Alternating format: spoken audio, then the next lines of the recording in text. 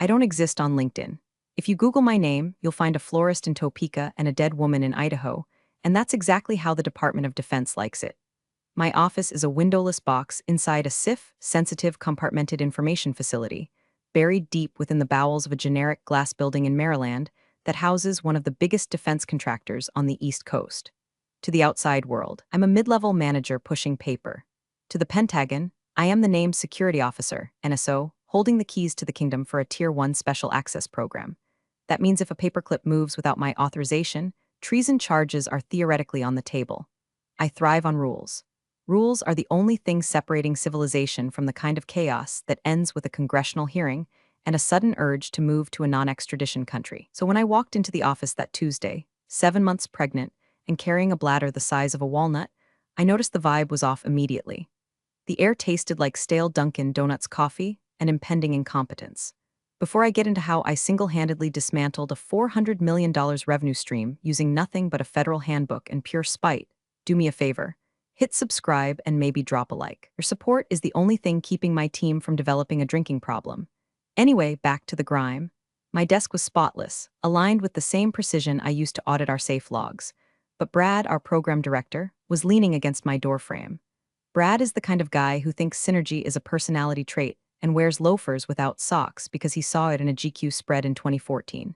He's a suit, a specialized breed of corporate parasite who sells promises to the government that he expects people like me to fulfill. He looked at me, then at my stomach, then back at my face with a smile that didn't reach his eyes. It just kind of stretched his face skin like cheap plastic wrap. Karen, the oracle of the SIF, Brad boomed, his voice echoing off the soundproofed walls. We're gearing up for the big audit next month. The $400 million, baby. The white whale. It's a routine DCSA review, Brad, I said, logging into my workstation. My password was 24 characters long and changed every week, and it's only a whale if we're hiding blubber. Everything is green across the board. I checked the SF-86s last night. Right, you're a machine, he laughed, but it was dry, like coughing up dust. Listen, with your situation. He gestured vaguely toward my midsection as if I were smuggling a bomb rather than a human child. Corporate is worried about the operational tempo. This contract is the lifeblood of the division. If we fumble the handoff while you're on, you know, mommy time, we're cooked. I stopped typing. The cursor blinked at me, a steady, rhythmic heartbeat. Mommy time. You mean the federally mandated medical leave I'm entitled to after working 80-hour weeks for 5 years to keep your clearance active? Semantics, Care Bear, he said. He actually called me Care Bear. I mentally visualized a drone strike on his Acura. We just need to be agile, flexible, I was thinking. Maybe we start offloading some of your signatory duties early. To Jason. I looked over at Jason's desk. Jason was a 24-year-old associate whose primary skill set involved making TikToks in the break room and forgetting to lock his secure terminal. Jason couldn't get a clearance to clean a toilet at the NSA, let alone sign off on top-secret architectural diagrams. Jason doesn't have the adjudication status, Brad, I said, my voice dropping to that icy register that usually makes grown men check their zippers. He's not the NSO. I am. Pentagon auditor looks for my signature. If they see Jason's chicken scratch on a document for a weapon system, we don't just lose the contract. We go to jail. Well, I don't, you might. Brad's smile vanished. The plastic wrap snapped. You're too rigid, Karen. That's always been your problem. You think the rules are the mission. The mission is the mission. We need team players, not gatekeepers. Just think about how we can smooth this over. You don't want your condition to be a liability. My condition. He said it like I had leprosy. I turned my chair to face him fully. My pregnancy isn't a liability, Brad. It's a biological function. The liability is you trying to bypass a Directive 5220.22m protocol because you're too lazy to file the interim paperwork. I will prepare the handover properly. I will brief the temporary FSO, but I am not giving Jason my tokens, and I am not falsifying the signatory logs. Brad stared at me for a long beat. In that silence, I heard the hum of the servers and the distant sound of my career being put into a shredder. He didn't scream. He didn't argue. He just nodded, a slow, predatory movement. Okay, Karen, do it your way. Just make sure the paperwork is ready. He walked away, leaving a scent of expensive cologne and moral decay. I put my hand on my stomach. The baby kicked, a sharp thud against my ribs. Don't worry, kid, I thought. Mommy isn't going to let the bad man win. But as I looked at my monitors, usually a comforting wall of green status bars and locked files, I felt a prickle of unease on the back of my neck. My access to the shared HR drive, the one where I kept my leave request forms, was grayed out. Just a glitch, probably. IT was always messing things up. But in the world of high-stakes defense contracting, there are no coincidences. There are only vectors of attack, and I had just shown Brad my flank. I spent the rest of the day doing what I do best, digging in. I didn't just do my work, I audited it. I created a shadow log of every email, every interaction, every time Brad looked at me with that calculation in his eyes. I was the named security officer. I was the firewall. What I didn't realize was that the malware was already inside the building, and it had a corner office. The following week, the atmosphere in the office shifted from passive-aggressive to Soviet-era surveillance state. It wasn't anything you could take to HR immediately, it was the silence. When I walked into the break room, conversations died. When I sent emails to the proposal team asking for the updated schematics for the audit, I got red receipts but no replies. I was being ghosted by my own coworkers, people whose clearances I had personally adjudicated. I sat in my ergonomic chair, which was currently the only thing in the building supporting me, and reviewed the DCSA, Defense Counterintelligence and Security Agency preparation checklist. The audit was 3 weeks away. I was due in 5. The timing was tight, but I had a plan. I always had a plan. Then came the friendly check-in. Outlook pinged. Calendar invite from Brad. Subject, op sync/transition strategy. Location, his office. No agenda attached. In the corporate world, a meeting without an agenda is an ambush. I waddled down the hallway, yes, waddled, my ankles were the size of grapefruits, clutching my notebook. I never went anywhere without a physical notebook. Digital notes can be deleted by an admin with a grudge. Ink is forever. Brad wasn't alone. Sitting next to him was Sheila from HR, a woman whose smile was so tight I worried if she sneezed her face would shatter. Sheila was the kind of HR rep who protected the company from the employees, not the other way around. Karen, have a seat, Brad said, gesturing to the low chair that was impossible for a pregnant woman to get out of gracefully. I remained standing. I'm good, thanks. My back prefers verticality. What's up? We're just concerned, Sheila chimed in, her voice dripping with faux sympathy. Brad mentioned you seem a bit overwhelmed. With the audit coming up and your due date, we want to make sure the company isn't putting too much strain on you. I'm not overwhelmed, I said, keeping my tone flat. I'm on schedule. The binders are 90% prep. See, that's the thing, Brad interrupted, leaning forward. 90% isn't 100. And if you go into labor early, we're left holding the bag. You need to transfer the NSO credentials. Today, I felt the temperature in the room drop. Transfer to whom? We haven't hired a qualified replacement yet. The background check on the temp hasn't even cleared the preliminary phase. To me, Brad said. He smiled and I saw the wolf teeth. I'll hold the NSO designation until you get back. I almost laughed. Brad, you have a secret clearance. The contract requires top secret with PSI eligibility. You literally cannot be the NSO. The system won't even let me input your name. It's a violation of federal law. If I give you my tokens, we are both committing a felony. Brad slammed his hand on the desk. It was a calculated outburst, meant to startle me into submission. I run this program, Karen. I don't need a lecture on federal law from someone who's about to be out of the office for 3 months pumping breast milk. You have a $400 million review. If that auditor asks for a file and I can't open it because you're in a delivery room, we lose. Then you better hope I don't go into labor, I said, my voice shaking slightly, not from fear but from the adrenaline dumping into my system. Because I am not giving you my SIPRnet token. That is a hard no, it's non-negotiable. Sheila cleared her throat. Karen, refusal to follow a direct order from leadership can be grounds for performance review. Refusal to commit a crime is grounds for a whistleblower complaint, Sheila. I shot back. Do you want me to document this conversation as a formal request to violate the National Industrial Security Program Operating Manual? Because I can write that memo right now. Silence. Thick, heavy silence. Brad's face turned a shade of red usually reserved for botched launch codes. Sheila looked at her notebook, refusing to meet my eyes. Fine, Brad spat. Get back to work. But we're going to need to figure out a workaround. You're becoming a bottleneck. I'm the safety valve, Brad. There's a difference. I walked out. My heart was hammering against my ribs like a trapped bird. I knew I had won the battle, but the war had just gone nuclear. I went back to my desk and immediately tried to log into the main server to back up my email correspondence regarding the refusal. Access denied. My stomach dropped. Not the baby this time. Fear. I tried my secondary login. Account suspended. Contact administrator. I looked across the room. Jason was watching me, nervously spinning a pen.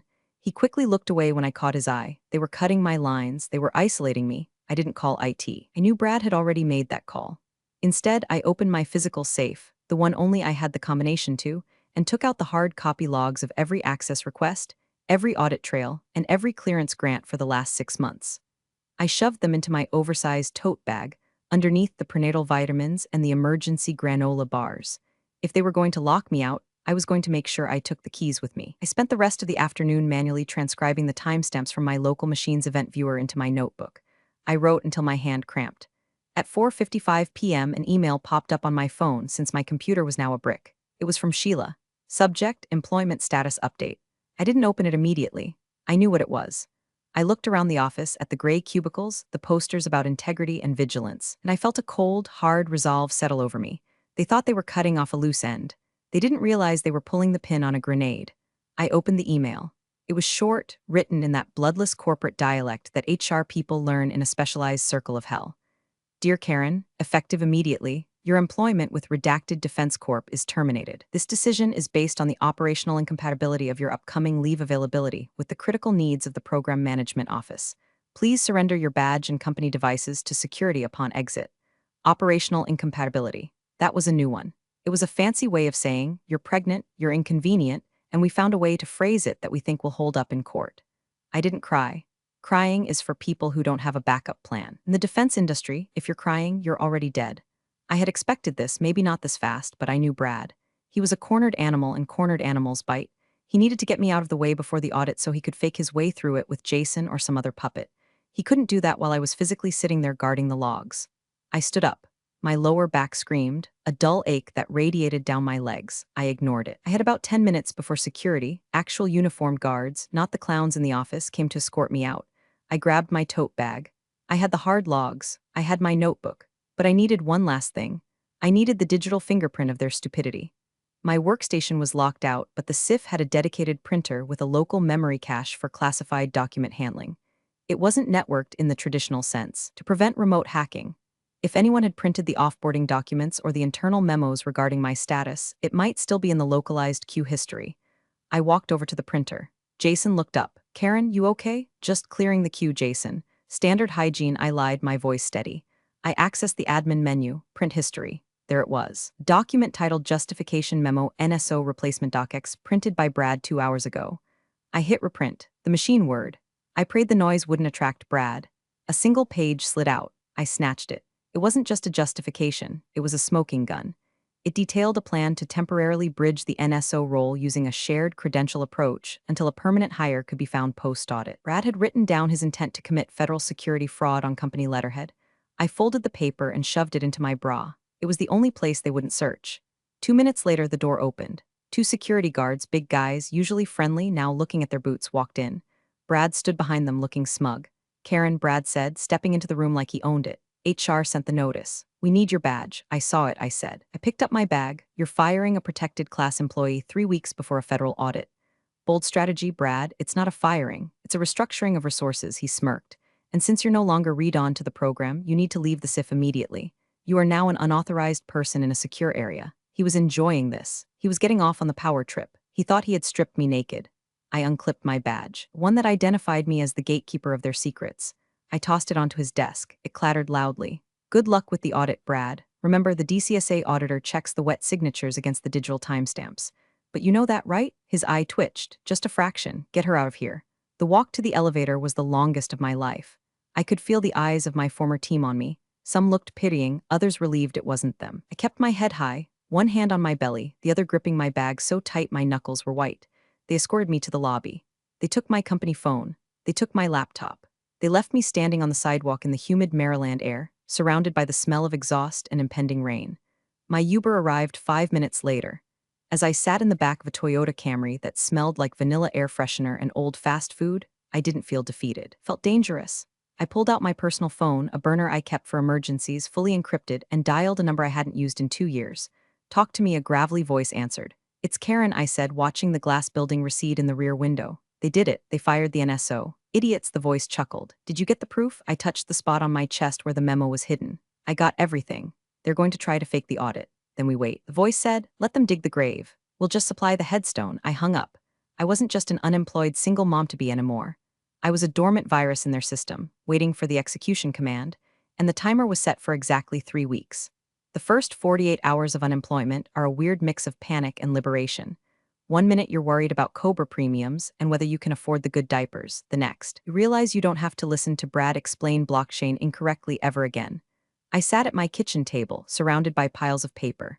My apartment looked less like a nursery and more like a war room in a Tom Clancy novel. I had organized my evidence into timelines: the disruption, the lockout, the illegal request, the termination. It was a beautiful, devastating mosaic of incompetence. But I needed confirmation. I needed to know they were actually going through with the stupidity. Brad was dumb, but was he felony fraud dumb? I met Saul at a diner off Route 1, the kind of place that serves breakfast all day and smells like bacon grease and regret. Saul was my old mentor, a retired compliance officer who had forgotten more about DCSA regulations than Brad would ever know. He looked like a tortoise in a trench coat, wrinkled, slow-moving, and absolutely indestructible. He slid a coffee across the table to me. Decaf without asking. Good man, so Saul grunted, stabbing a sausage link. They cut you loose, operational disruption. That's cute. It's actionable, I said, sipping the brown water they called coffee.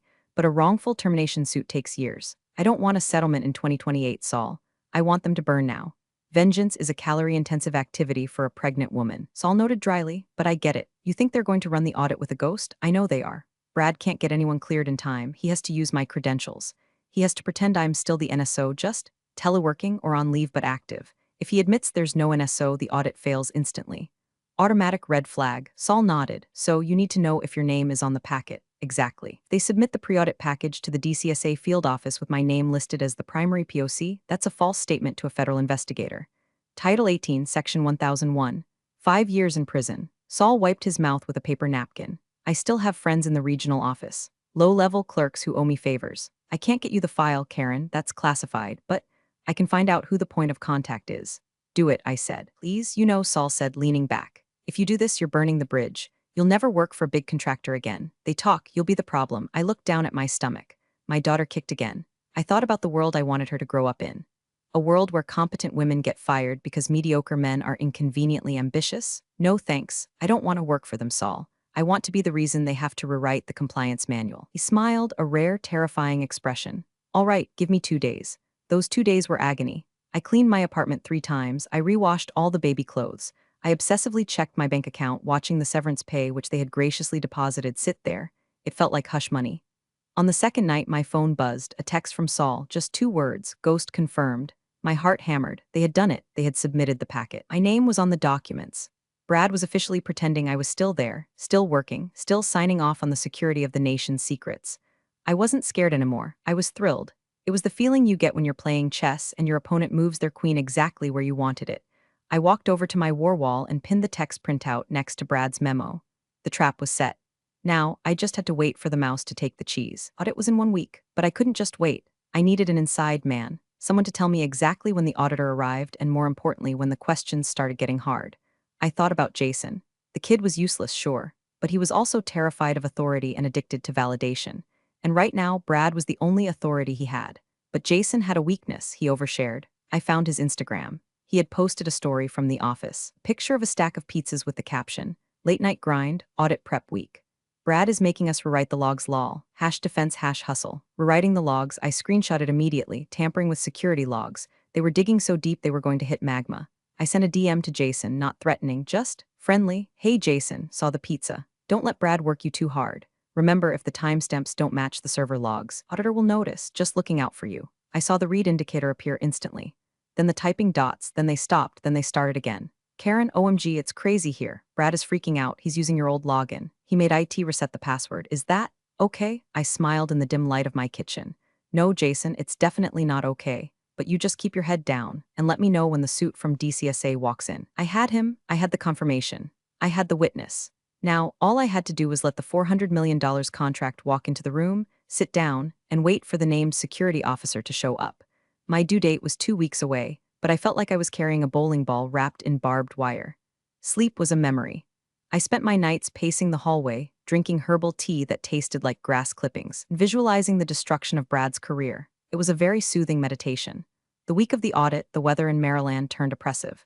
The air was a wet blanket of humidity, the kind that makes your clothes stick to you the moment you step outside. It fit the mood perfectly. Inside the glass building, I knew the air conditioning would be blasting, but the sweat would be real. Jason kept singing like a canary. He didn't realize he was an informant. He just thought he was venting to a sympathetic ex-colleague. Monday, 10:14 a.m. Jason. Brad is making us scrub the visitor logs, says there are too many gaps. We're filling in names. Is John Smith too obvious? Tuesday, 2:30 p.m. Jason. They took your nameplate off the door but left it on the org chart in the conference room. Brad says if they ask, you're remote for medical reasons but available by phone. He gave them a number. It rings to his desk. I stared at that text. It rings to his desk. Brad was going to impersonate me. He wasn't just using my credentials. He was going to verify my identity over the phone if the auditor called. It was so brazen, so incredibly stupid, it was almost art. I sat down at my laptop, my personal one, and opened a new file, the Brad dossier. I uploaded the screenshots, the photos of the physical logs I had taken before I left, printout of the justification memo, the timeline of text messages. I cross-referenced everything with the NISPOM, National Industrial Security Program Operating Manual. Violation 1, unauthorized access to TS/SI terminal. Violation 2, falsification of security records. Violation 3, impersonation of a named security officer. Violation 4, retaliation against a protected whistleblower. It wasn't a complaint, it was an indictment. On Wednesday, I went to the doctor. My blood pressure was up. "You need to relax, Karen," Dr. Evans said, peering at the cuff. "Whatever stress you're under, let it go." "For the baby, I am relaxing," I lied. "I'm just finishing a project. It's almost done." "Well, finish it fast, because you're dilated 2 centimeters. This baby is coming soon, 2 centimeters. The clock was ticking on my body and my revenge. I needed the audit to happen before I went into labor. If I was in a hospital bed, I couldn't drop the hammer. Thursday, the day. I woke up at 5 o'clock a.m. I showered, dressed in the most professional maternity clothes I owned, a navy blue dress that made me look like a swollen aircraft carrier, and drove to a coffee shop across the street from the office. I couldn't go in, but I could watch. I sat by the window, nursing a decaf latte. At 8:45 a.m., a black sedan pulled up. A man in a gray suit got out, carried a leather briefcase, and walked with the distinct, soulless gait of a federal auditor. I recognized him, Agent Miller. He was known for being a stickler for detail. He once flagged a facility because their shredder crosscut size was off by a millimeter. Brad was dead meat. My phone buzzed. "Jason, he's here." "Brad is sweating through his shirt. They're going into the conference room." "Brad told me to sit at your desk and look busy." I took a deep breath. This was it. $400 million contract was on the table. The future of the division hung in the balance, and the only person who could save them was sitting across the street, eating a blueberry muffin and waiting for the explosion. I opened the contact on my phone for the duty hotline. I didn't call yet. I wanted them to commit the act. I wanted the auditor to open the file, see my name, ask the question, and hear the lie. Time dragged. 9:30 a.m. 10 o'clock a.m. "Jason, they're doing the document review. Miller is asking about the discrepancy in the SF-86 dates." Brad said it was a software glitch. "Jason, Miller isn't buying it. He just asked to speak to the NSO." My thumb hovered over the screen. "Jason," Brad just picked up the phone on his desk. "He's talking to Miller?" That was it. The line was crossed. There was no going back. I finished my muffin. I wiped the crumbs from my mouth, then, instead of calling the hotline, I did something better. I called the front desk of the facility. "The main line, security," the guard answered. "Hi, this is Karen, last name. I used to work there. I believe I left a personal item in the SIF. Can you transfer me to the conference room? It's urgent." Sure, Karen, 1 sec." The guard didn't know I was fired. He just knew I was Karen. He patched me through. I waited. 1 ring, 2 rings, the speakerphone clicked on. I could hear the room tone. The tension. "Yes," Brad's voice, strained. "Hi, Brad," I said, my voice clear and loud, echoing through the conference room speaker. "It's Karen. I'm just calling to clarify something for the record. Since I was terminated 3 weeks ago and stripped of my clearance, I'm confused as to why my signature is on the documents you're currently presenting to Agent Miller." Dead silence. Absolute, vacuum-sealed silence. "Who is this?" Agent Miller's voice cut through the static. "This is the former named security officer, Agent Miller," I said, sweet as poisoned honey. "And I'm currently sitting across the street with a binder full of evidence proving that the man sitting across from you is committing federal fraud. Would you like me to come over?" I hung up. I watched through the window. For a moment, nothing happened. Then, the blinds in the conference room snapped open. I saw a silhouette, Brad, looking out frantically. I raised my coffee cup in a toast. Then the pain hit, a sharp, tearing contraction that doubled me over. My water broke right there on the leather chair of the coffee shop.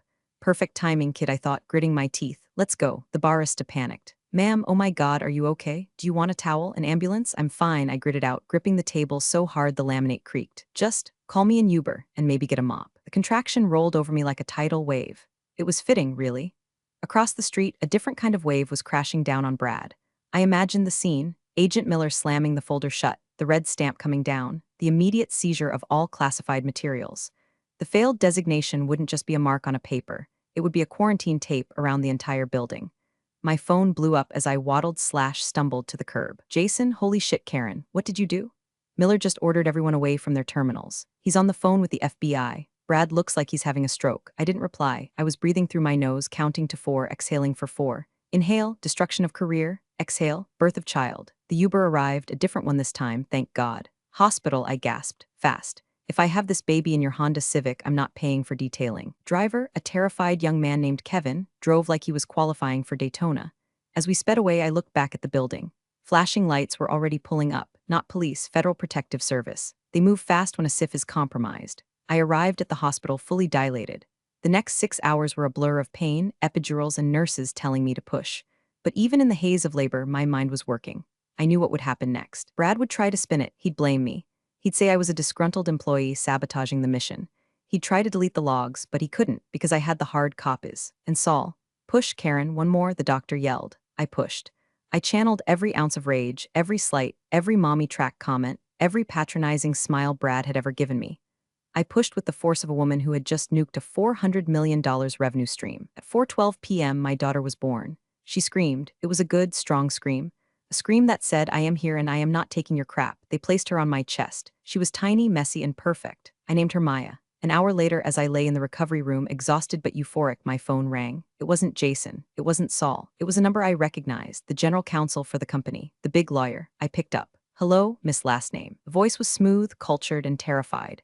This is Robert Sterling. I represent the company. We heard about the events of this morning. Events? I cooed, adjusting Maya's blanket. You mean the federal raid on your facility? We would like to discuss a settlement. A reinstatement, perhaps a misunderstanding package. Mr. Sterling, I said, my voice raspy but firm. I am currently holding a newborn infant. I am also holding a dossier of evidence that I haven't even given to the Inspector General yet. I just gave the teaser to Agent Miller. If you want to talk, you can talk to my attorney. But I'm going to tell you right now, Brad is gone. The contract is gone. And if you annoy me, I will make sure the investigation expands to the other sites. Miss Last Name, please, I'm on maternity leave, Robert. I'll call you in 12 weeks, or never. I hung up. I looked down at Maya. Well, kid, I whispered. Mommy just got you a college fund or a very long legal battle. Either way, it's going to be interesting. I closed my eyes. For the first time in 9 months, I slept. But the world outside didn't sleep. While I dreamed, the gears of the federal government, slow, grinding, and merciless, began to turn. The audit failure triggered an automatic suspension of the facility's facility clearance, FCL. That meant no classified work could be done. Not just on the $400 million contract, but on any contract housed in that building. 2,000 employees were about to be locked out. Stock prices were about to plummet. And somewhere, in a dark office, Brad was likely trying to shred a hard drive that was already imaged by the FBI. I woke up the next morning to a text from Saul. It's on the news.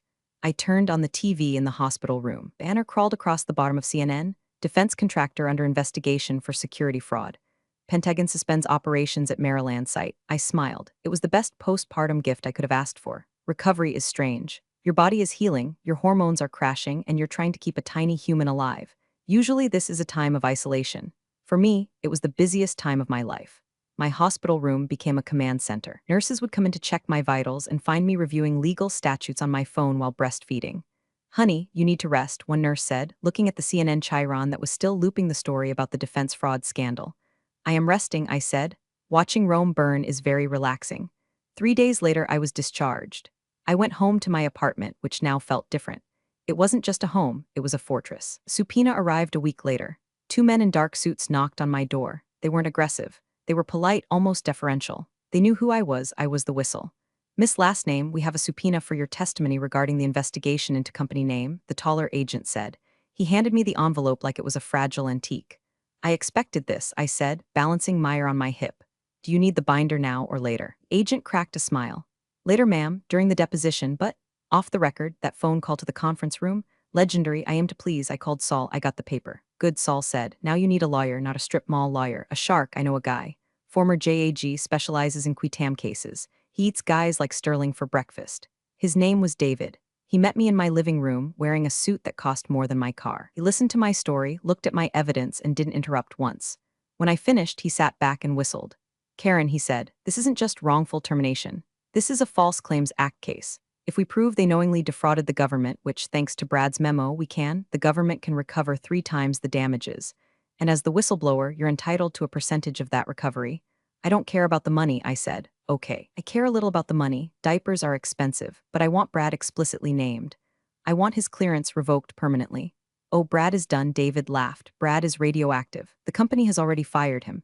They're trying to pin it all on him as a rogue actor. Our job is to show that the culture allowed him to exist, that HR knew, that the executives looked the other way. Sheila, I said. Sheila and HR knew. She sat in the meeting. And Sheila goes down too. The next few weeks were a blur of depositions. I sat in a conference room with Meyer in a stroller next to me, facing a phalanx of company lawyers. They looked tired. I looked like a mom who hadn't slept in a month, which meant I had nothing left to lose. They tried to discredit me. They asked about my hormonal state. They asked if I was emotional during the termination. I was very emotional, I said into the record, staring at Sterling. I was terrified that my country's secrets were in the hands of idiots. That tends to make me emotional. They showed me the logs, they showed me the fake signatures. Brad had literally scanned my old signature from a PDF and pasted it onto the new documents. It was so lazy it was insulting. Is this your signature? The prosecutor asked. It is a digital copy of my signature, I corrected. The metadata will show it was applied at a time when I was physically located at a Bye Bye Baby store, purchasing a breast pump. Unless I have telekinetic powers, I did not sign that. The prosecutor smiled. The company lawyers slumped. It was a bloodbath, but the sweetest moment wasn't in the courtroom. It was a text from Jason, who had somehow survived the purge because he was too low level to matter. Jason, dude, they just escorted Sheila out. She was crying. Also, they took the coffee machine from the break room. Budget cuts. We're drinking tap water. I looked at Maya, who was sleeping peacefully. Tap water, I whispered. Justice tastes like tap water. The settlement offer came 6 weeks into the investigation. It was a number with 6 zeros. They want to settle the wrongful termination and the retaliation suit, David told me over the phone. They're offering $1.2 million. Standard NDA. No admission of wrongdoing. I sat on my balcony, watching the autumn leaves fall. Maya was doing tummy time on a blanket, grunting with effort.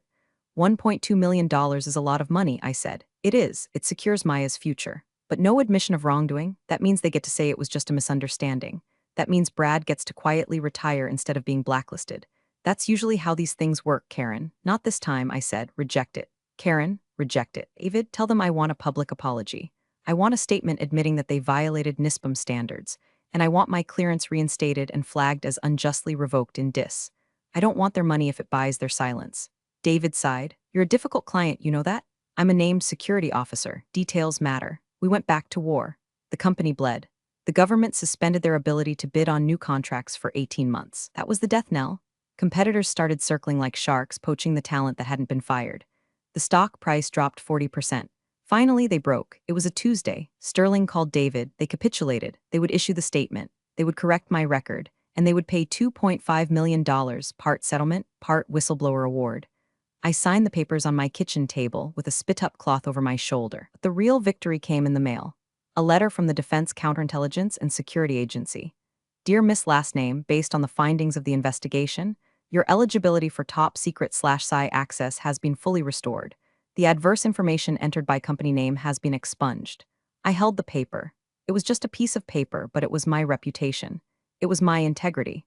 They tried to steal it, to smudge it with their grease, but I had scrubbed it clean. I thought I would feel relief. Instead, I felt finished. I looked at the badge I had mailed back to them. I realized I didn't want it back. I didn't want to go back to the windowless box. I didn't want to work for people who viewed security as a hurdle rather than a duty.